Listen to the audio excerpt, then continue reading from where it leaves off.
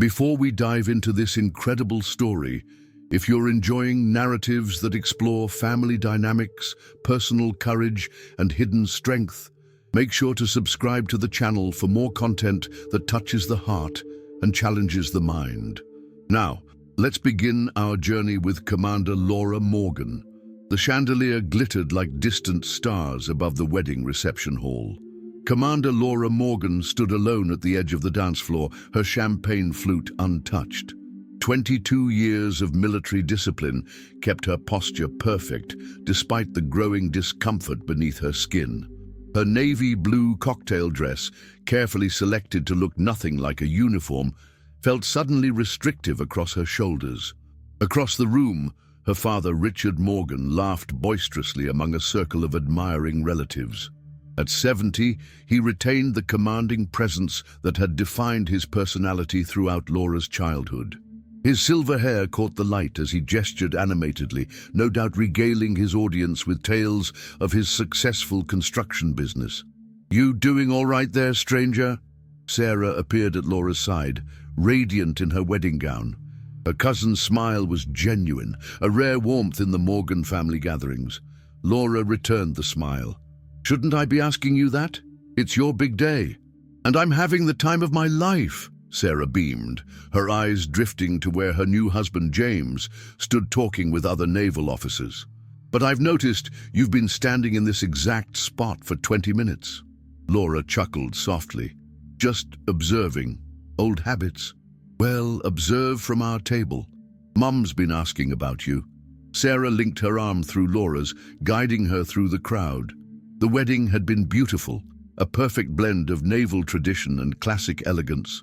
Lieutenant Commander James Mitchell looked every inch the decorated officer in his dress whites, and even Laura had to admit they made a striking couple. She barely knew James, having only met him twice before, despite their professional connection that remained her closely guarded secret. "Laura!" Her Aunt Elaine, Sarah's mother, embraced her as they reached the family table. "How's Washington treating you these days? Still pushing papers at that office job?" Laura's practiced smile didn't falter. "It pays the bills." "Such a shame about the academy." Uncle Robert shook his head sympathetically. "But administration work is honorable too."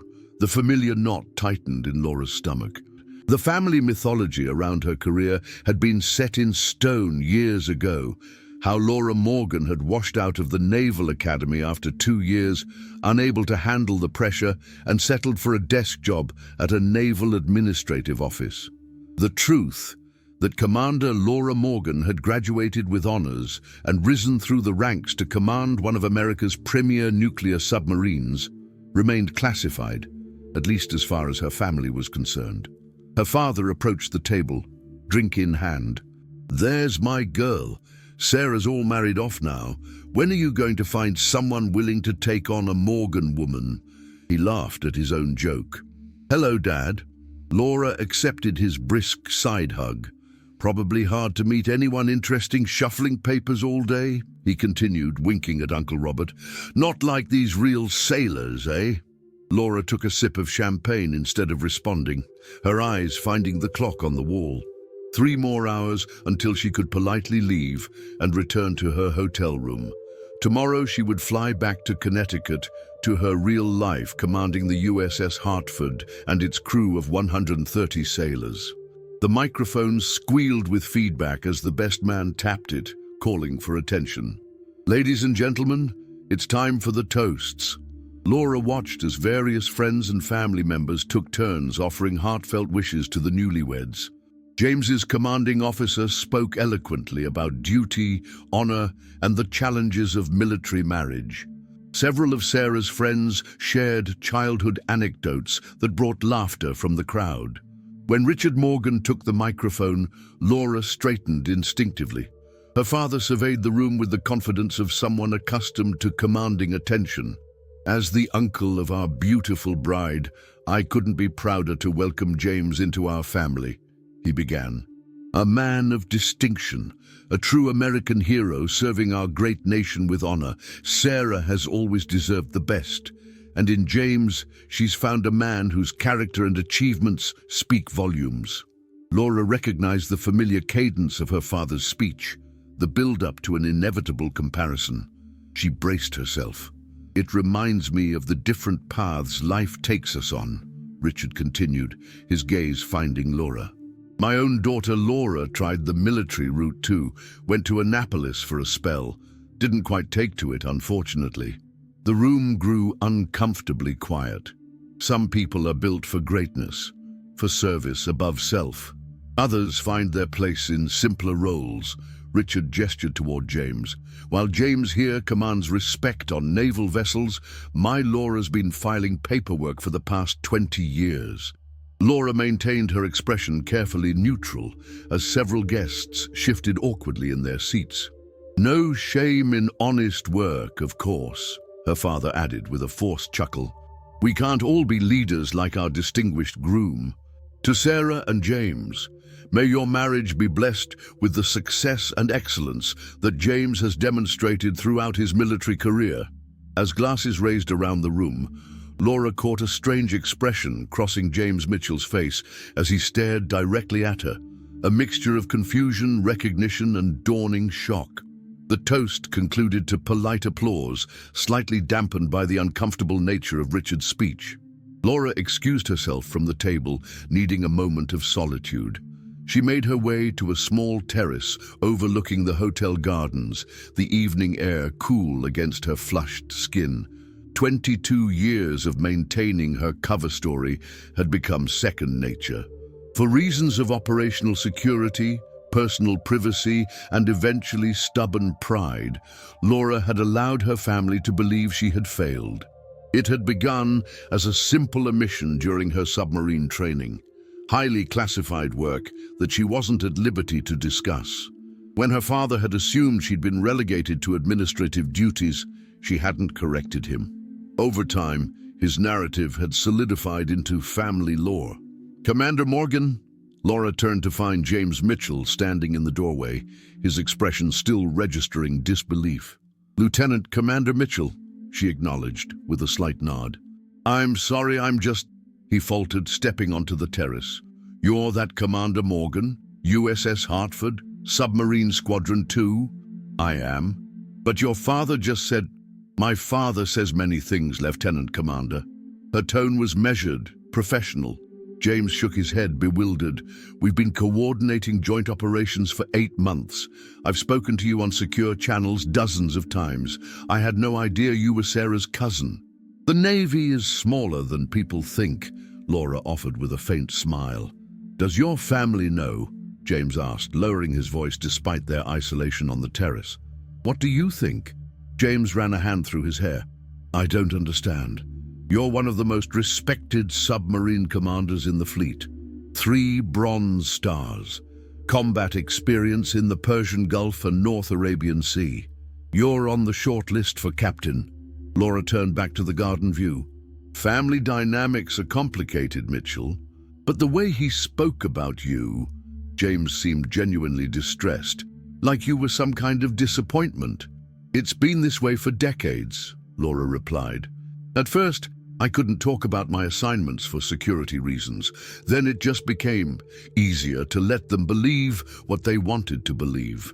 With all due respect, Commander, it's my choice, Lieutenant Commander."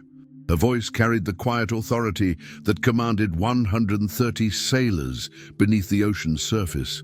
"I'd appreciate your discretion on this matter." James hesitated, clearly conflicted.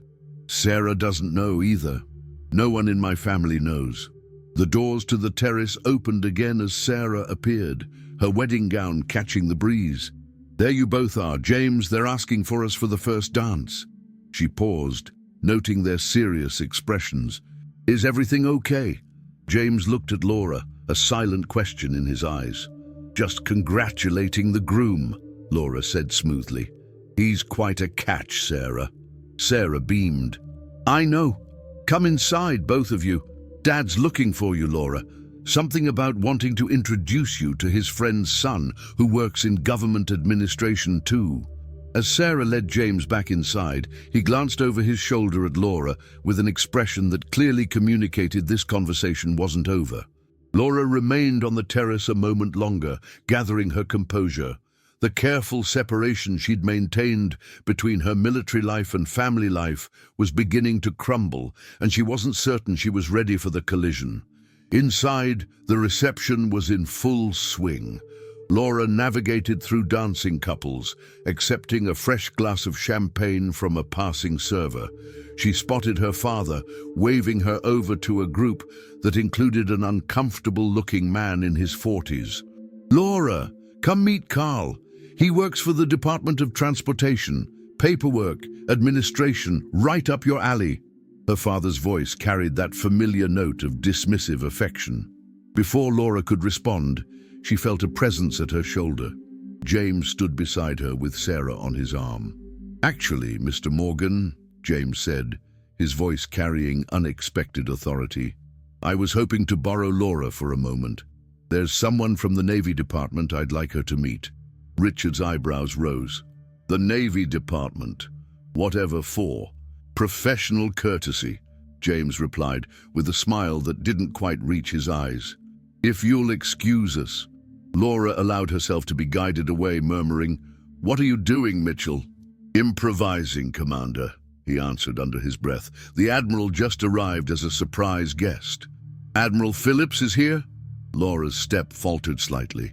"Yes, and he's asked about you specifically when I mentioned your name was Morgan.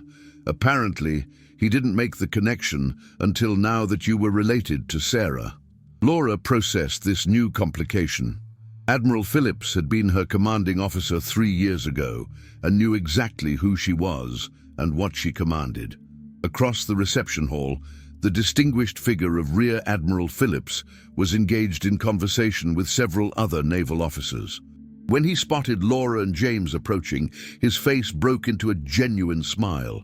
"Commander Morgan, what a pleasant surprise! I had no idea you were connected to the bride." "She's my cousin, sir," Laura replied, maintaining her professional demeanor despite the casual setting. "Wonderful, wonderful, and congratulations to you, Mitchell. Your bride is lovely." The Admiral shook James's hand warmly before turning back to Laura. "I was just telling these gentlemen about the exceptional work you've been doing with Squadron 2. The exercises in the North Atlantic last month were particularly impressive." Laura noticed several nearby guests, including her Aunt Elaine, turning to listen with interest. "Thank you, sir," Laura responded carefully. "It's been a team effort." "Always modest," Admiral Phillips chuckled.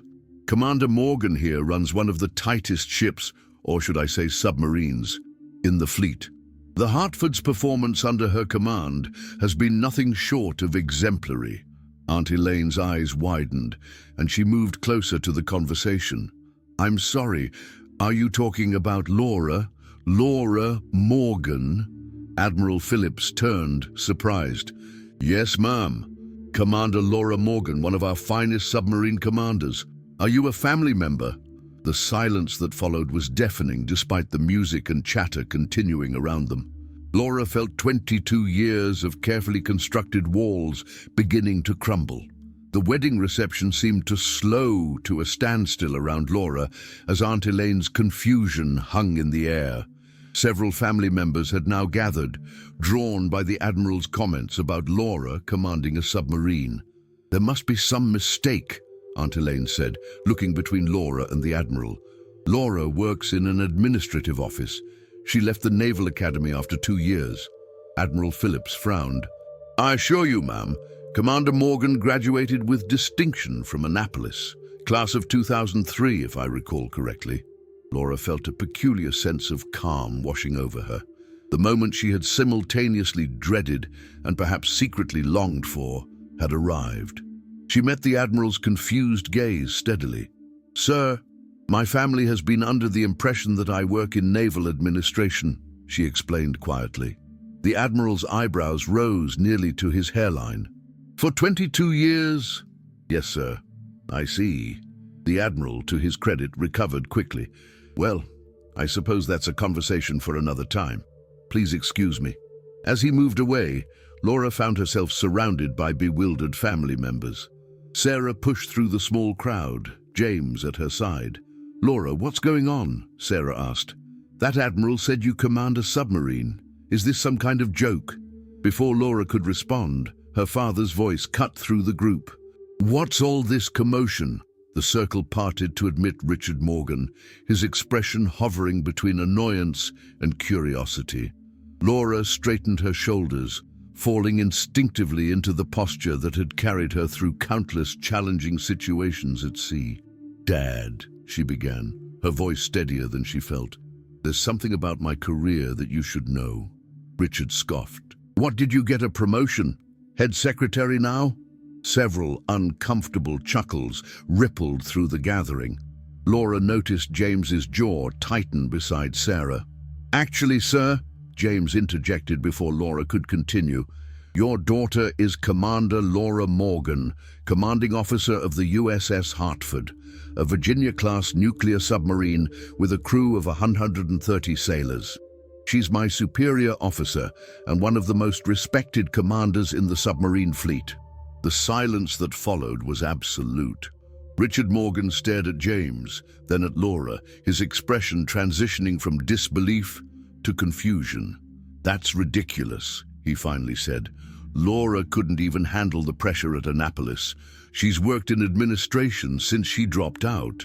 "I never dropped out, Dad," Laura said quietly. "I graduated with honors. I've been serving on submarines for over 20 years, commanding them for the last 8. Richard's face flushed. "This isn't funny, Laura. If this is some attempt to save face at your cousin's wedding..." "It's the truth, Mr. Morgan," James insisted. "Your daughter commands a $2.7 billion nuclear-powered submarine. She's been awarded 3 Bronze Stars for combat operations. She's responsible for strategic deterrence missions, vital to national security." Murmurs rippled through the gathered family members. Laura's mother, who had remained silent until now, stepped forward, her expression a mixture of confusion and dawning realization. "Laura," she questioned softly, "is this true?" Laura met her mother's eyes. "Yes, Mom. I've been a submarine officer my entire career. I couldn't talk about it initially because of security classifications, and then it just seemed easier to let everyone believe what they wanted to believe." But all those years," her mother continued, "all those vague stories about office work in Washington, were necessary covers for deployments I couldn't discuss," Laura finished. Richard Morgan's expression had hardened into something unreadable. "Why would you let us think you'd failed? Why would you hide something like this?" The question hung in the air, layered with 2 decades of misunderstandings and assumptions. Laura felt the weight of every family gathering where she'd endured pitying looks, every backhanded compliment about how she'd found her level, every time her father had introduced a friend's son as someone who might not mind her modest career. "At first it was operational security," Laura answered carefully. "Submarine movements and capabilities are highly classified. Then, after a while..." She paused, searching for words that wouldn't sound accusatory. "After a while, it became clear that the narrative you'd created about me was important to you." "Important to me?" Richard's voice rose slightly. "What's that supposed to mean?" Laura had faced down storms in the North Atlantic and tense standoffs with foreign vessels, but this confrontation with her father required a different kind of courage. "Dad, from the moment I told you I wanted to attend the Naval Academy, you told me I wouldn't make it. When I was accepted, you predicted I'd wash out within a year. You were so certain I'd fail that when you assumed I had, it seemed kinder to let you believe you'd been right." The gathered crowd had grown uncomfortably silent. Several guests who weren't family had discreetly moved away, giving them privacy. "That's absurd," Richard sputtered. "I've always supported you." "You've always tolerated me," Laura corrected gently. "There's a difference." Sarah stepped forward, placing a hand on Laura's arm. "All these years, when you said you couldn't make it to family events because of work emergencies, I was usually underwater, somewhere I couldn't disclose," Laura confirmed. "Sometimes in parts of the world I couldn't mention. So when you missed my graduation..." Sarah's voice trailed off. I was in the Arabian Sea during heightened tensions with Iran, Laura finished. I couldn't tell you that. Duh, a new voice entered the conversation. Admiral Phillips had returned, seeming to sense the tension. If I may interject, the Morgan family should be extraordinarily proud. Commander Morgan is currently being considered for promotion to captain and command of the USS Virginia. That's the equivalent of being handed the keys to a small city along with nuclear weapons. We don't give that responsibility to just anyone. Richard Morgan's face had gone pale. He looked at Laura as though seeing her for the first time. The wedding reception continued around them, but for the Morgan family, time seemed suspended. The revelation about Laura's true career hung in the air like a depth charge, sending shockwaves through decades of family dynamics. Admiral Phillips, sensing the delicate situation, excused himself after extending another congratulation to the newlyweds. The family circle had tightened, moving to a quieter corner of the reception hall where their conversation wouldn't be overheard. "I don't understand," Richard Morgan said, his voice having lost its usual bombastic confidence. "Why would you let us believe a lie for so long?" Laura sighed, feeling the weight of 22 years of deception. "It wasn't planned, Dad. When I first entered submarine service, there were security protocols about discussing assignments. You had already decided I wasn't cut out for military life, so when you assumed I'd been relegated to administrative work, it was easier to let you think that." "Easier than what?" he demanded. "Easier than constantly defending myself against your expectations of my failure," Laura replied evenly. "Every time I came home on leave, you'd ask how the paper pushing was going with that little smirk, like you'd been right all along. After a while, correcting you seemed pointless." Laura's mother stepped closer, her eyes brimming with tears. "All those years, I thought you were unhappy, settling for less than you wanted.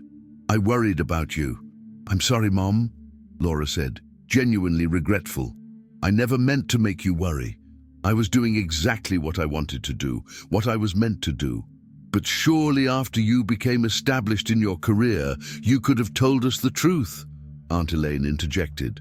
"Why maintain the charade for decades?" Laura considered the question, aware that her entire family was waiting for her answer. The truth was complex, a mixture of professional requirements, personal pride, and a deep-seated desire not to rock the family boat. The longer it went on, the harder it became to correct, she admitted.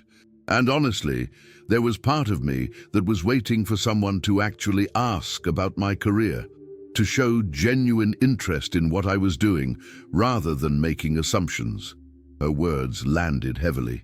Several family members exchanged guilty glances. Richard Morgan's face had darkened again. "So this is our fault? We're to blame for your dishonesty?" James, who had been standing supportively beside Sarah, cleared his throat. "Sir, with respect, Commander Morgan has served under one of the most demanding security protocols in the military. Submarine operations are classified at the highest levels. Even I, as a surface warfare officer, am not privy to most of what the submarine fleet does. That doesn't explain 22 years of letting us believe she was a failure," Richard shot back. "Dad!" Sarah's voice was sharp. "Listen to yourself.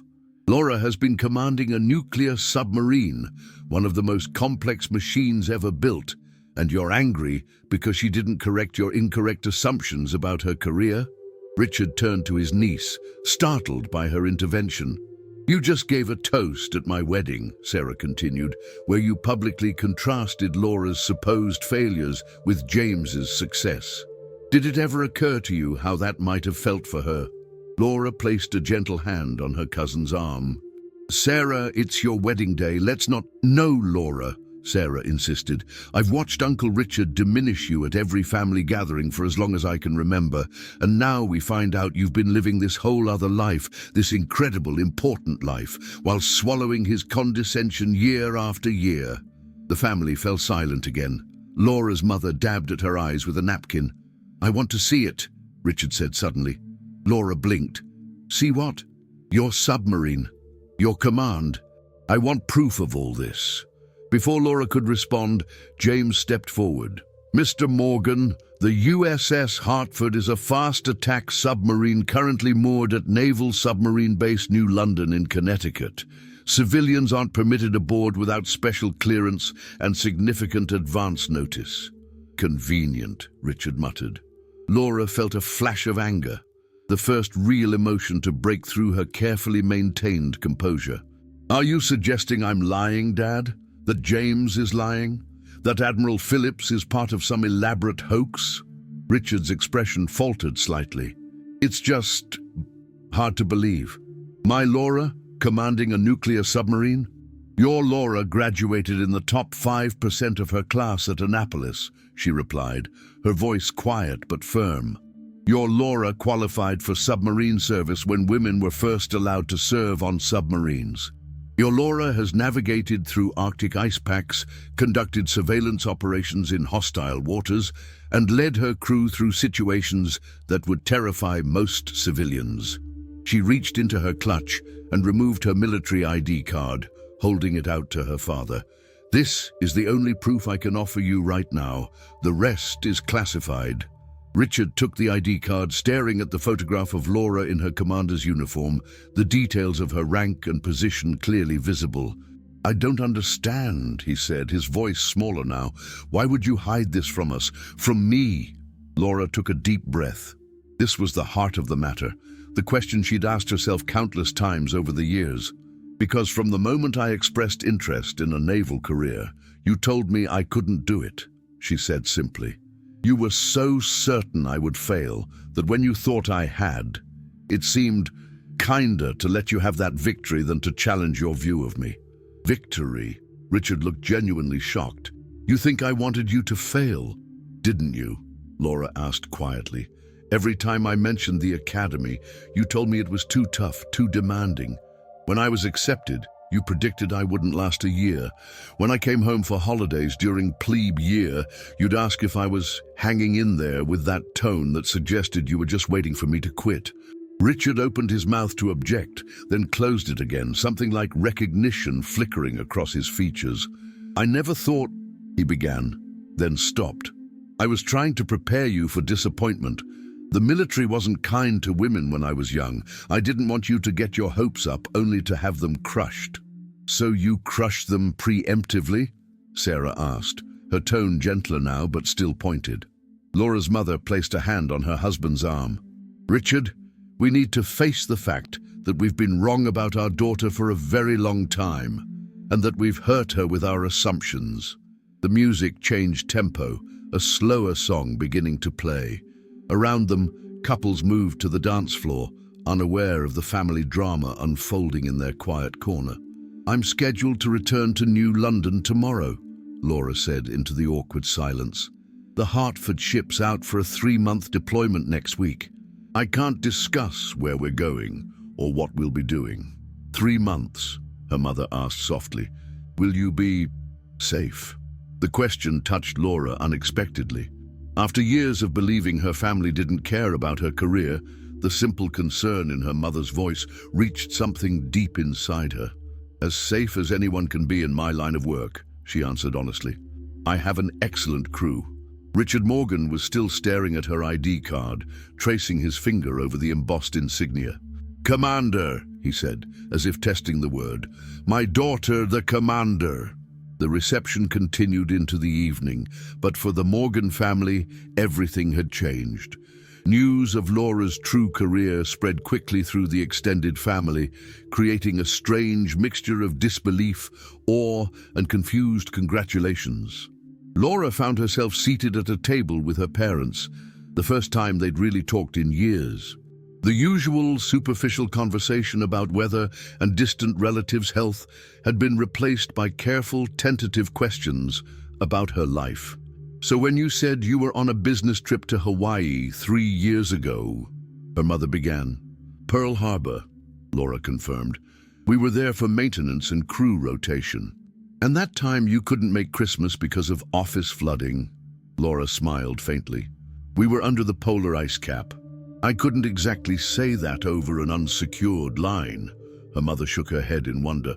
All these years we thought... I know, Mom, Laura said gently, and I'm sorry for the deception. It began as operational security, and then it just became easier to maintain the story than to correct it. Richard Morgan had been unusually quiet, nursing a glass of scotch. 3 bronze stars, he said suddenly. The Admiral mentioned 3 bronze stars. Laura nodded. Yes. For what? I can't discuss the specific operations, Dad. But they were combat situations, he pressed. Yes.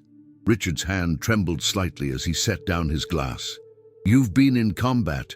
My daughter has been in combat, and I never knew. The vulnerability in his voice caught Laura off guard. For the first time, she glimpsed something beyond his usual bravado. Fear. Fear for her, perhaps. Fear of what might have happened without his knowledge. Dad, I told all my friends you couldn't cut it, he interrupted, his voice thick with emotion. I told them the military was too much for you, that you were better suited to office work. I was proud of myself for being right. The admission hung in the air between them. Why did that make you proud? Laura asked softly. Richard looked up, his eyes damp. Because if I was right about you not belonging in the military, then you'd be safe. You wouldn't be in danger. You wouldn't be like my brother. Laura stared at her father, Uncle Robert. No, her mother interjected gently. Your father's younger brother, David. He died in Vietnam before you were born. Your father never talks about him. Laura looked between her parents, stunned by this revelation. I have an uncle I never knew about. Richard nodded stiffly. David was submarine service too, USS Scorpion. When you said you wanted to attend the academy, all I could think about was losing you the way I lost him. The pieces began falling into place for Laura. Her father's dismissive attitude toward her military ambitions, his apparent satisfaction when he thought she'd failed, his constant efforts to push her toward safer career options. So, when you thought I'd washed out of Annapolis, I was relieved, Richard admitted, deeply relieved. I thought you were safe. Laura reached across the table, covering her father's hand with her own. Dad, why didn't you ever tell me about Uncle David? Because it hurt too much, he said simply, and because I was afraid it would inspire you. David was my hero growing up. If you knew about him, you might have wanted to follow in his footsteps even more. Instead, I followed in his footsteps without even knowing it, Laura said quietly. Richard nodded, a single tear tracking down his weathered cheek. The irony isn't lost on me. For a moment they sat in silence, the weight of decades of misunderstanding between them. Then Laura's mother spoke up. Tell us about your submarine, Laura. Tell us about your life. For the first time in her adult life, Laura found herself openly discussing her career with her parents. She explained the basics of submarine operations, the unique challenges of commanding a crew in the confined space of a nuclear vessel, and the incredible technology at her disposal. The Hartford is a Los Angeles-class submarine, nearly 400 feet long, she explained, warming to her subject. We can stay submerged for months at a time. The crew becomes like family. You have to, when you're living in such close quarters, under such stressful conditions. And you're in charge of all of it? Her father asked, a new note in his voice that Laura recognized with a start as respect. The captain of a submarine has more independent authority than almost any other military commander, she confirmed. When we're deployed, especially under communications restrictions, I make decisions that could affect national security without immediate oversight. That's incredible, Richard said softly, and terrifying. It is both, Laura agreed, but it's also the most fulfilling work I could imagine. From across the reception hall, Laura noticed James approaching their table. He stopped respectfully a few feet away. Sorry to interrupt, Commander, but Admiral Phillips is departing and would like a word before he leaves. Laura nodded, excusing herself from her parents. As she walked away, she heard her father ask her mother in a bewildered tone, Our daughter outranks the groom? Admiral Phillips was waiting near the exit, his wife beside him. He smiled as Laura approached. "Quite the family revelation, Commander," he said, extending his hand. "I hope I didn't cause too much disruption to your cousin's wedding." "The truth was bound to come out eventually, sir," Laura replied, shaking his hand. "Perhaps it was overdue. Well, I wanted to let you know that the Virginia paperwork is moving forward. Barring any unforeseen circumstances, you should expect official notification of your promotion to captain within the month." Laura felt a surge of pride. "Thank you, sir. That's excellent news. You've earned it, Morgan. The Navy's lucky to have you." He glanced across the room to where her parents sat. "And from the looks of it, your family is beginning to realize that too." As the Admiral departed, Laura turned to find Sarah standing nearby, having apparently overheard the exchange. "Captain Morgan," Sarah said with a smile, "has a nice ring to it." "It's not official yet," Laura cautioned. "Still." Sarah linked her arm through Laura's. "I can't believe my childhood playmate commands nuclear submarines. All those times I thought you were bored with your desk job. I was thousands of feet underwater, navigating through hostile waters," Laura finished with a slight smile. "God, Laura, how did you stand it? All of us pitying you for so long." Laura considered the question seriously. "I compartmentalized, just like I do at sea. You learn to put personal feelings aside when there's a mission to complete." "And what's the mission now?" Sarah asked gently. "With your family." Laura looked across the reception hall to where her parents sat deep in conversation, her father gesturing animatedly as he spoke with her mother. "I'm not sure," she admitted. 22 years of misunderstandings don't get resolved in a single evening. "But it's a start," Sarah said, squeezing her arm. "A new beginning." The wedding reception was winding down as midnight approached. Many guests had already departed, leaving behind scattered centerpieces and half-empty champagne glasses. Laura stood on the same terrace where her conversation with James had begun hours earlier, gazing out at the night sky. The stars were particularly bright, reminding her of nights on the bridge of the Hartford before a dive, when the vast expanse of the ocean stretched before her like infinite possibility. There was a strange parallel between those moments and this one, standing at the threshold of uncharted waters, uncertain what lay ahead. She heard footsteps behind her and turned to find her father approaching, his bow tie loosened around his neck. "Mind if I join you?" he asked, his voice lacking its usual assertiveness.